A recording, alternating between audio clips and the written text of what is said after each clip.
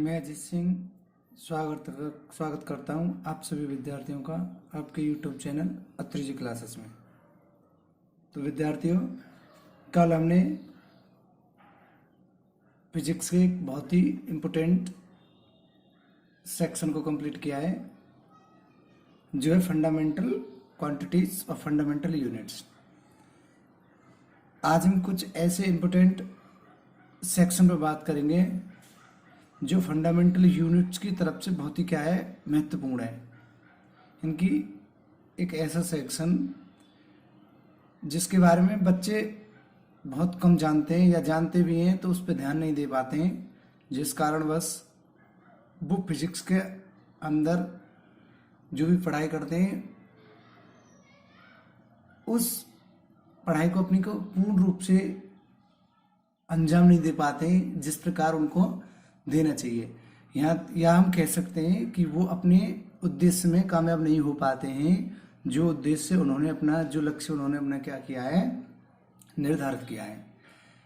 तो fundamental units में क्या होता है कि कभी कभी हर एग्जाम के अंदर फंडामेंटल यूनिट्स पूछी जाती हैं, तो कहीं पे जो सिंबल्स होते हैं उन सिंबल में क्या होता है कि कहीं तो वो कैपिटल लेटर में आते हैं, कहीं वो स्मॉल लेटर में आते हैं, तो बच्चे इस चीज़ में क्या हो जाते हैं, कंफ्यूज हो जाते हैं, और कहीं कहीं बहुत सारी गलतियां ऐसी कर देते हैं जिनसे वो बहुत पीछे हो जाते हैं।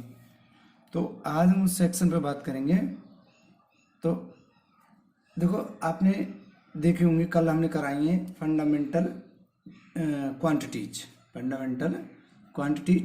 जिनमें हमने क्या देखी है, उनके जो फंडामेंटल यूनिट्स हैं और उनके जो सिंबल हैं उनके बारे में हमने क्या किए हैं, कल बात की है। तो आज हम एक एक तरफ से बात करेंगे। तो सबसे पहले हम उस टेबल को बना लेते हैं जो टेबल हमने कल देखी थी, यानी कि एक बार हम क्या कर लेते हैं, उस टेबल को बना लेते हैं, यानी कि जो हमारी फंडामेंटल क्वांटिटीज हैं। तो सबसे पहले हम क्या है, हमारी सबसे पहले क्वांटिटीज है हमारी लंबाई यानी कि लेंथ, ठीक है। और दूसरे पे क्या है हमारी, दूसरे पे हमारी है तुम्हारी मास यानी द्रव्यमान, और तीसरी है हमारी समय यानी कि टाइम, और चौथी है हमारी इलेक्ट्रिसिटी यानी कि विद्युत धारा, इलेक्ट्रिक करंट, और पांचवा सेक्शन है हमारा, पांचवा टॉपिक है हमारा ताप, और छठा है हमारा ज्योति तीव्रता, ल्यूमिनियस इंटेंसिटी, ज्योति तीव्रता, और सातवां है हमारा पदार्थ की मात्रा यानी कि क्वांटिटी ऑफ सब्सटेंस। देखिए, इनके जो फंडामेंटल यूनिट्स हैं वो इसकी मीटर, इसकी किलोग्राम यानी कि, और इसकी सेकंड, इसकी एम्पियर, इसकी केल्विन, केंडला और मोल, ठीक है। देखो, इनकी जो सिंबल है, मतलब मीटर को हम किससे इसमें डिनोट करते हैं, कैपिटल एम से। इसको कैपिटल एम से क्यों करते हैं, एक एक से हम बात करेंगे, इसको हम कैपिटल एम से क्यों करते हैं। देखो, पहले मैं एक बार सिंबल्स लिख रहे हैं। कैपिटल ये स्मॉल एम से, ये स्मॉल एम से, इस स्मॉल के जी से और एस से, और इसे क्या करते हैं हम कैपिटल लेटर ए से, इसे करते हैं सी से, इसे हम डी से, इसे करते हैं हम एम ओ एल से, ठीक है, स्मॉल से। तो देखो, सबसे पहले हम बात करेंगे कि स्मॉल और कैपिटल लेटर में इन्हें क्यों यूज किया गया, इन्हें एक जैसा यूज क्यों नहीं किया गया है, इनका कारण क्या है। देखो, सबसे पहले हम देखेंगे कि जो यूनिट्स, ठीक है, जो यूनिट किसी साइंटिस्ट के नाम पे है, जो यूनिट किसी साइंटिस्ट के नाम पे यूज किए गए, उस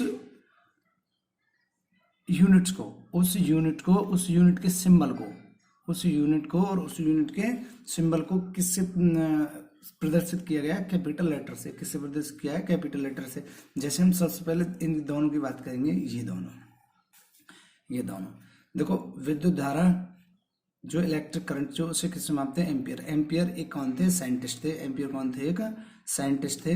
तो उन्हीं के नाम पे क्या रखा गया है, इनके नाम पे इस क्वांटिटी का क्या रखा गया है, यूनिट रखी गई है। और उसी यूनिट को जब हम लिखते हैं एम्पियर को कैपिटल लेटर होते हैं एम्पियर, तो इसमें कैपिटल लेटर में क्या आता है, किसी भी, देखो हमने ग्रामर के अंतर्गत क्या पढ़ते हैं, जब भी हम कोई नाउन को पढ़ते हैं और नाउन में कोई हम जब प्रॉपर नाउन पढ़ते हैं तो सबसे पहले उसका नाम क्या आता है, कैपिटल लेटर से आता है। जब कैपिटल लेटर से नाम आता है तो उसका सबसे पहले, और उसी के नाम पे ये यूनिट है, तो उसी के नाम पे जब ये यूनिट है तो उन्हीं के आधार पर क्या रखा गया है, इसका नाम, इसका मतलब जो सिंबल है वो कैपिटल लेटर में रखा गया है। उसी प्रकार ऐसी जो हमारा टेम्परेचर है उसे केल्विन नाम के साइंटिस्टों ने पैमाना दिया था, मतलब स्केल दिया था, उस पर हम टेम्परेचर को मापते हैं, जिसमें मापते हैं हम 273.5 से लेकर 375.73.15 तक।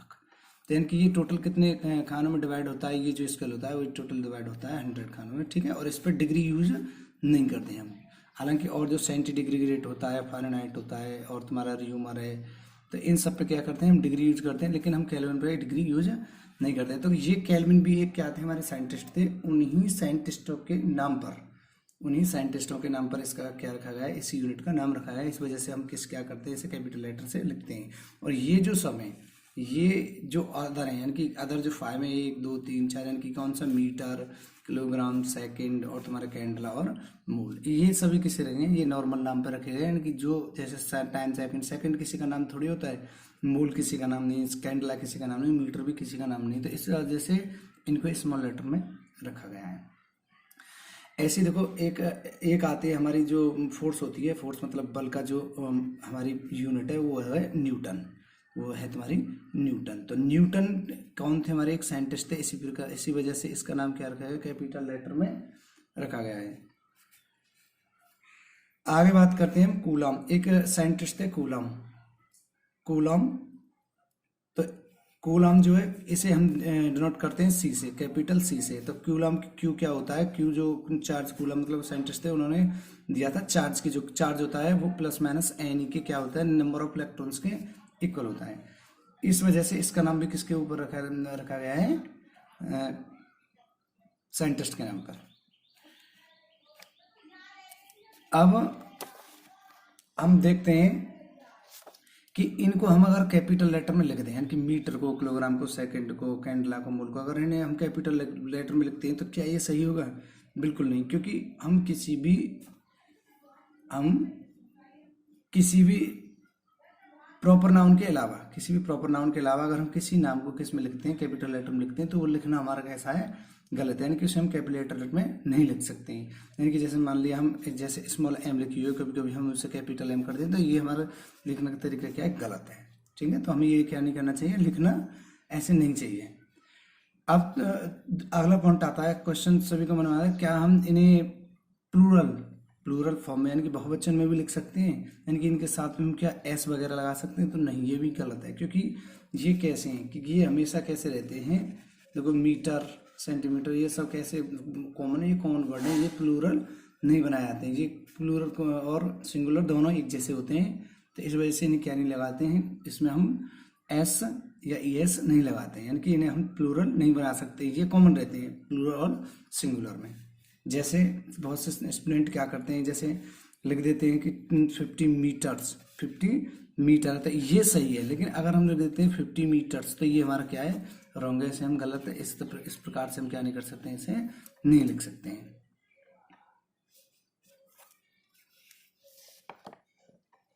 एक मिनट, इसे हम क्या नहीं कर सकते हैं, ऐसे नहीं लिख सकते हैं। आगे हम बात करते हैं कि क्या इनमें हम पंक्चुएशन यानी कि लगा सकते हैं, विराम चिन्ह वगैरह लगा सकते हैं।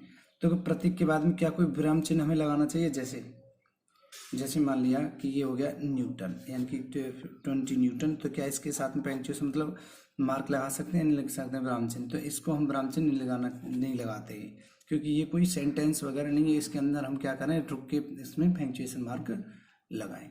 तो ये कुछ इम्पोर्टेंट बातें जिनके बारे में हम जानते हुए भी क्या करते हैं, गलतियां कर देते हैं, लेकिन या फिर हमें जानकारी नहीं होती है। तो आज के बाद सभी स्टूडेंट इस प्रकार की गलती को नहीं दोहराएंगे, जिसके कारण उनके जो मार्क्स हैं वो कम हो जाते हैं, ठीक है। अब हम बात करते हैं कुछ ऐसे महत्वपूर्ण यूनिट्स के बारे में, जिनके बारे में बच्चे को बहुत कम जानकारी होती है। देखो नॉर्मली बहुत सारी यूनिट्स तो क्या आ जाती हैं, इसके अंदर आ जाती हैं जो हमने पीछे फंडामेंटल यूनिट्स पढ़ी हैं, लेकिन कुछ ऐसी यूनिट होती हैं जो बहुत ही इंपॉर्टेंट है और जो मतलब अदर प्रोस्पेक्टिव में यूज की जाती हैं। जैसे देखो हम यूज करते हैं, मान लिया कि लाइट आ रही है सन से पृथ्वी की तरफ, तो वो एक बहुत बड़ी डिस्टेंस यूज करके आ रही है, तो उस डिस्टेंस को हम कैसे मापेंगे, किस प्रकार से मापेंगे। ऐसी इससे भी अधिक की दूरियां हैं तो उन्हें हम कैसे मापेंगे। तो इन सब की लिए एक अलग अलग मात्रक बनाए गए हैं, उन मात्राओं के बारे में हम जानकारी रखते हैं। तो कैसे रखते हैं, देखो किस मात्रक के द्वारा, तो सबसे पहले होगा हमारा, तो एम के इम्पोर्टेंट, तो हमारा टॉपिक है इम्पोर्टेंट यूनिट्स, इम्पोर्टेंट यूनिट। तो सबसे पहले इम्पोर्टेंट यूनिट करेंगे हम कौन सी, देखो प्रकाश वर्ष। देखो प्रकाश वर्ष की एक तरह से हम डेफिनेशन रख सकते हैं, तो इसे बोलते हैं लाइट ईयर। देखो प्रकाश वर्ष डेफिनेशन क्या हो सकती है कि देखो प्रकाश मतलब लाइट और ईयर मतलब वर्ष। प्रकाश के द्वारा, प्रकाश कहाँ से चलता है, सूर्य। देखो हमारे मुख्य ऊर्जा का स्रोत क्या है, सन है, और सन से क्या होती है, हमारी ऊर्जा प्राप्त होती है हमें। और सन क्या देता है, हमें लाइट देता है। देखो जब प्रकाश के द्वारा एक वर्ष का मतलब 365 या 366 लीप ईयर या नॉर्मल ईयर में, एक वर्ष में प्रकाश के द्वारा चली गई कुल दूरी को क्या बोलते हैं हम, प्रकाश वर्ष बोलते हैं। क्या बोलते हैं, प्रकाश वर्ष बोलते हैं। ठीक है, तो अब एक तरह से हम बोल सकते हैं कि निर्वात का मतलब वैक्यूम। देखो वैक्यूम में हमारे एटमॉस्फेयर के अलावा अलग क्या पड़ता है कि सन और अर्थ के बीच में क्या है, वैक्यूम है। तो वैक्यूम जब प्रकाश चलता है तो प्रकाश की स्पीड क्या होती है, वैक्यूम में अधिक होती है।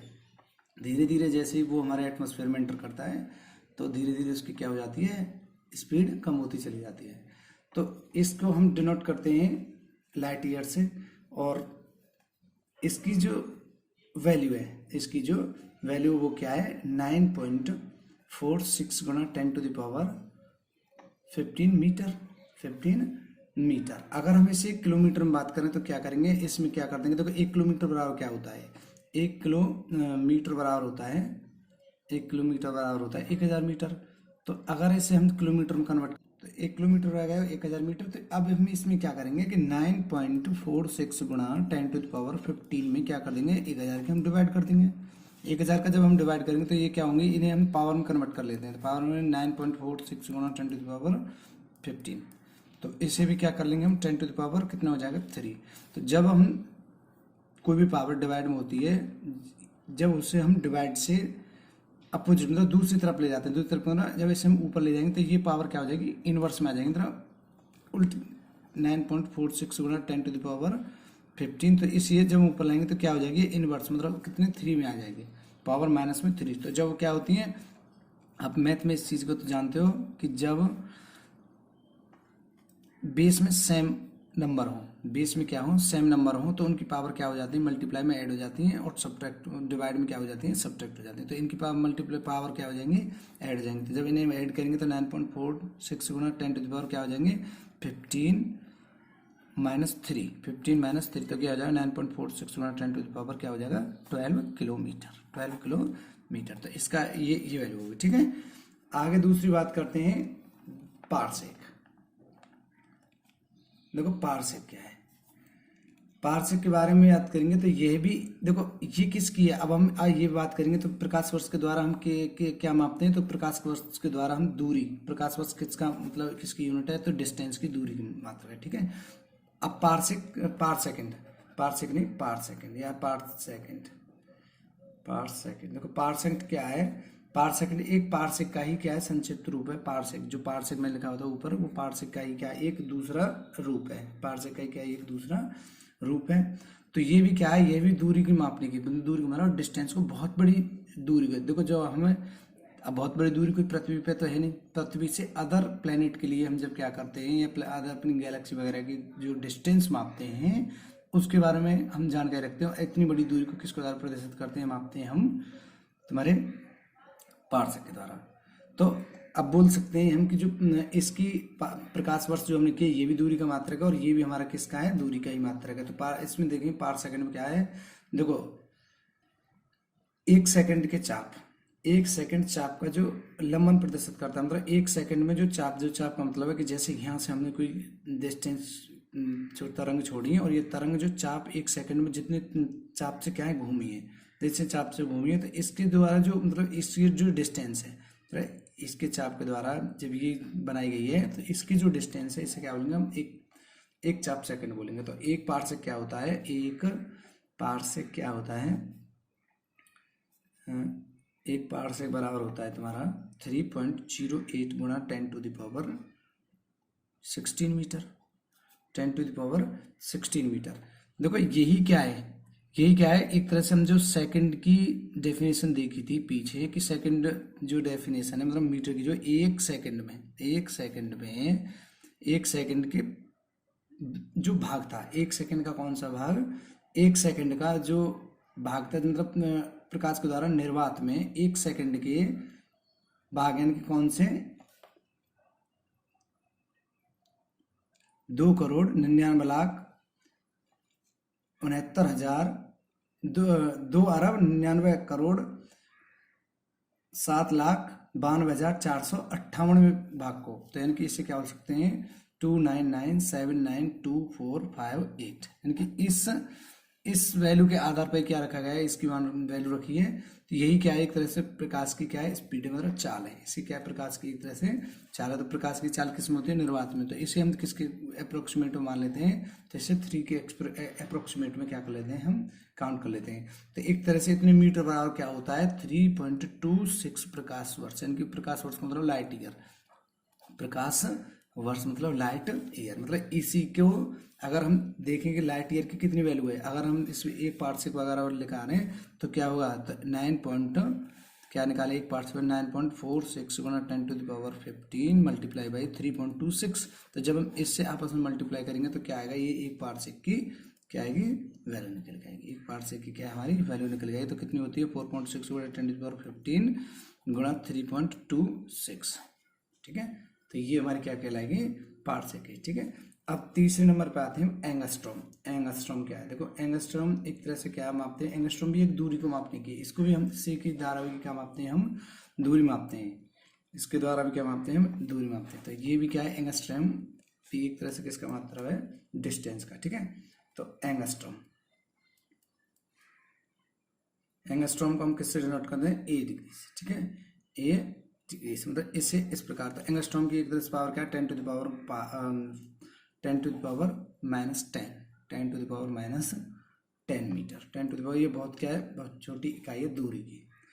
तो इसमें क्या होता है, इसे हम एक तरह से कह सकते हैं कि जो हमारी लाइट है, और उसमें जो वॉयलेट कलर की रेडिएशन जो उत्पन्न होती है, भाई देखो लाइट जो कितने कलरों से बनी हुई है, 7 कलरों से बनी होती है, और उसमें से जो वॉयलेट कलर का क्या है, जो विकिरण का मतलब उसमें जो रेडिएशन उत्पन्न होती है, और जो एक्स किरणों के बारे में शायद आप जानते हो, ये नहीं जानते हो तो ये अगले सेक्शन में आएगा, मैं बता दूंगा, ठीक है।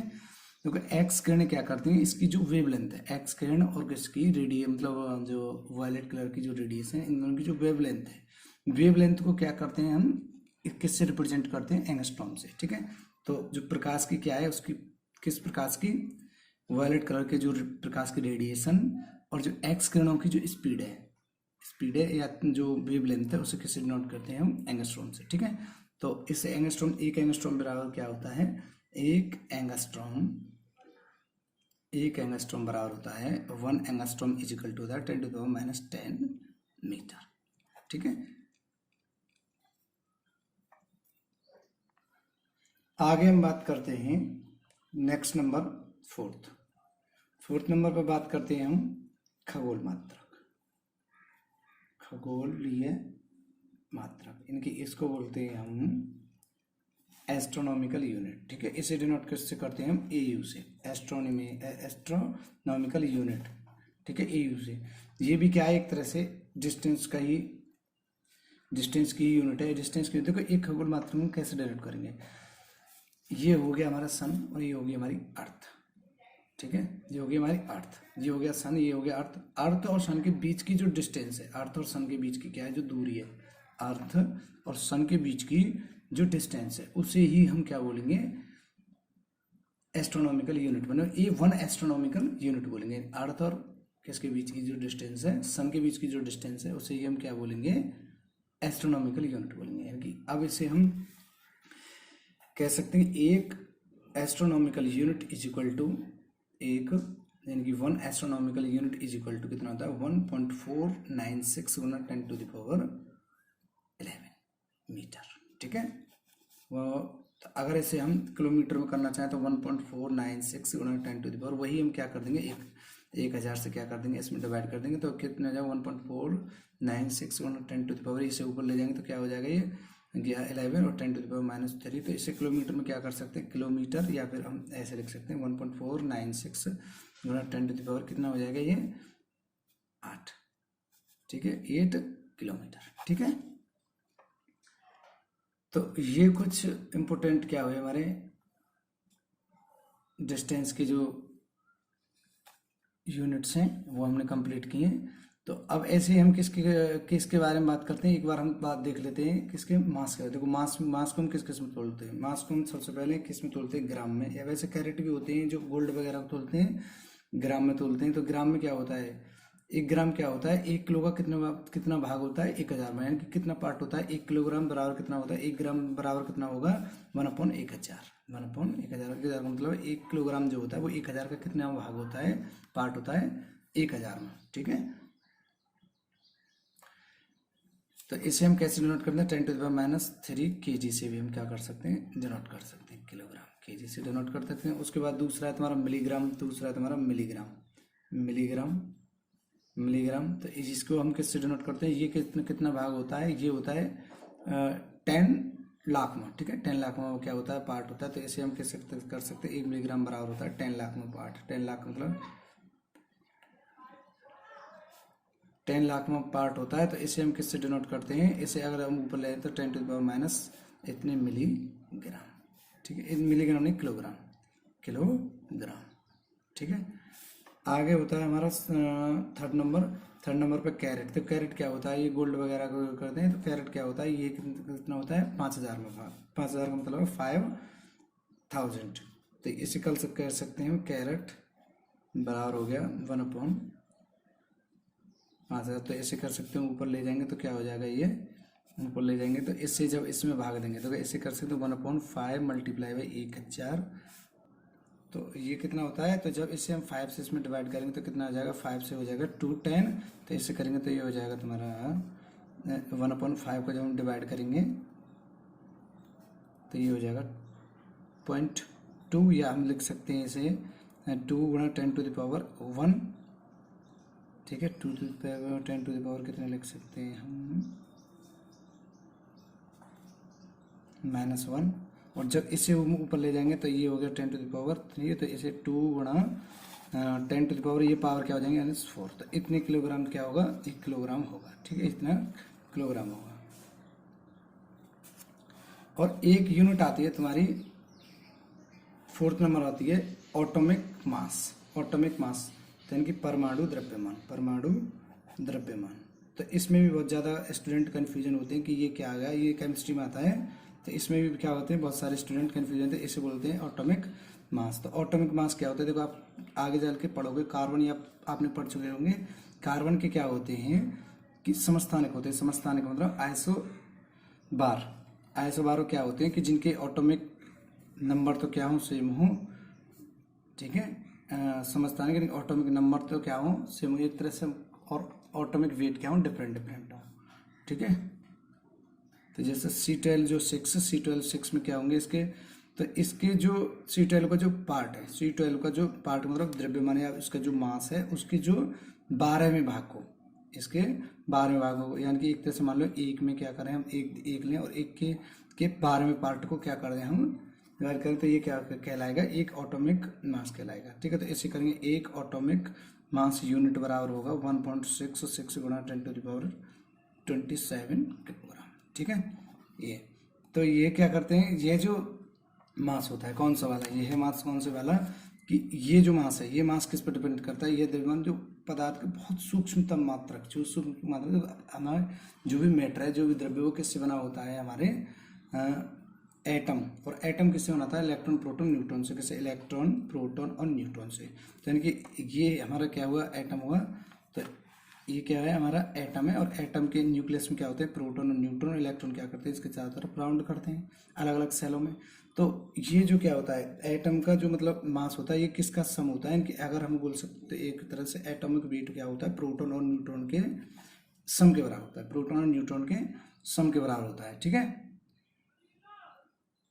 और एक तरह से सूक्ष्मतम कणों जैसे इलेक्ट्रॉन प्रोटॉन न्यूट्रॉन आदि के जो टोटल जो वेट होता है उस पर डिपेंड करता है, ठीक है। तो आई होप, मुझे लगता है कि ये सब कुछ आपकी समझ में आया होगा जो भी मैंने पढ़ाया है। और अगर किसी बच्चे को किसी प्रकार की और कोई दिक्कत है तो वो क्या करेगा, हमें कमेंट सेक्शन में बताएगा, फिर हम उसके हिसाब से उसकी समस्या के जो भी समस्या होगी उसका समाधान करने की कोशिश जरूर करेंगे। नमस्कार, जय हिंद।